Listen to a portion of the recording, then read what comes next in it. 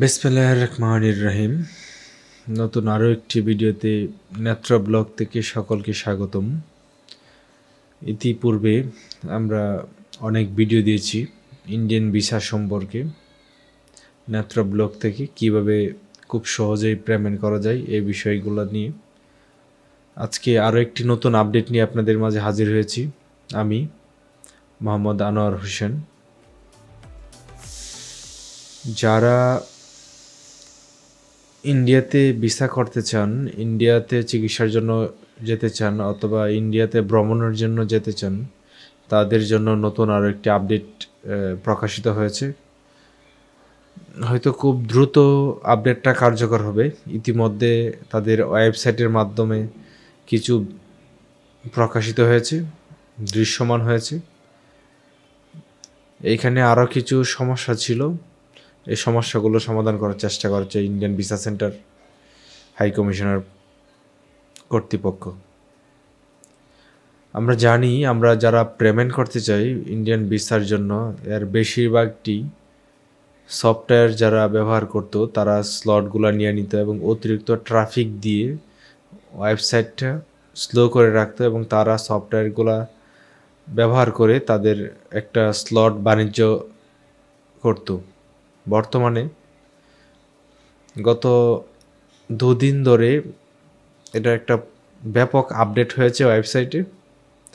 বর্তমানে এখন আর কোনো সফটওয়্যার ব্যবহারকারী স্লট নিতে পারছে না।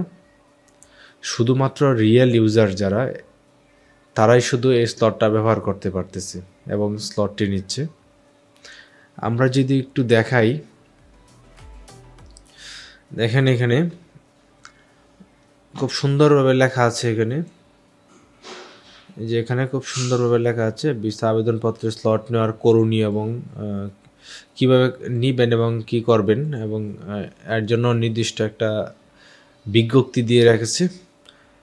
বুকিং খোলার আগে সমস্ত নথি এবং আপনার যে ব্যক্তিগত ফোন নাম্বার তা অবশ্যই সঙ্গে রাখতে হবে এবং একটা ছবি লাগবে এর জন্য। এখানে দেওয়া আছে, তারপরেও আমি একটু বললাম আর কি আপনাদেরকে। প্রথমত এখানে একটা এখন নিবন্ধন করতে হয়, আগে এই সিস্টেমটা ছিল না। প্রথমে রেজিস্ট্রেশন করতে হয়। আগে কি করতো, সফটওয়্যারের মাধ্যমে অনেকগুলো ফাইল একসাথে পেমেন্ট করে নিয়ে চলে আসতো। এখন প্রত্যেকটা পেমেন্টের জন্য আলাদা আলাদাভাবে লগ ইন করতে হবে। এতে করে যারা সফটওয়্যার ব্যবহার করতো তাদের একটা সমস্যা সৃষ্টি হয়েছে। সাধারণ মানুষ যারা রয়েছে তারা খুব সহজে এখান থেকে পেমেন্টটা করে আসতে পারবে। আশা করছি বুঝতে পেরেছেন। এখানে খুব সুন্দরভাবে দেওয়া আছে, তারপরেও আপনারা একটু ভালোভাবে পড়ে নেবেন। এখানে আরেকটা বিষয় বলে দিই আপনাদেরকে। এইখানে হচ্ছে পেমেন্ট করার জন্য সর্বোচ্চ 15 মিনিট সময় পাবেন আপনি। এই 15 মিনিটের ভিতরে যদি আপনি পেমেন্ট না করতে পারেন তাহলে এই দিন আর পেমেন্ট করতে পারবেন না। আপনার হয়তো সেশনের ম্যাচ শেষ হয়ে যাবে, আবার নতুন করে আপনাকে পেমেন্ট করার জন্য আবার নতুন করে সব কিছু লিখে নতুন করে ঢুকতে হবে। একটা বড় আপডেট, এই জিনিসটা খুব ভালো হয়েছে। এতে সাধারণ মানুষের জন্য খুবই উপকার হয়েছে। আশা করছি বুঝতে পেরেছেন। এই প্রসেসটা খুবই একটি গুরুত্বপূর্ণ প্রসেস ছিল ইন্ডিয়ান ভিসা সেন্টারের জন্য। সবাই এই ভিডিওটি যারা দেখছেন সবাইকে আমার এই নেত্রা ব্লগ থেকে আবারও স্বাগতম। যদি নতুন হয়ে থাকেন এই চ্যানেলটিতে একটি সাবস্ক্রাইব করে রাখবেন এবং হচ্ছে একটি কমেন্টস করে যাবেন আপনার কাছে এই চ্যানেলটা কেমন লেগেছে। যদি ভালো লাগে থাকে একটি কমেন্টস করে যাবেন, যদি খারাপ লাগে থাকে এবং যদি আপনার উপকার হয়ে থাকে তাহলে একটি কমেন্টস করে যাবেন।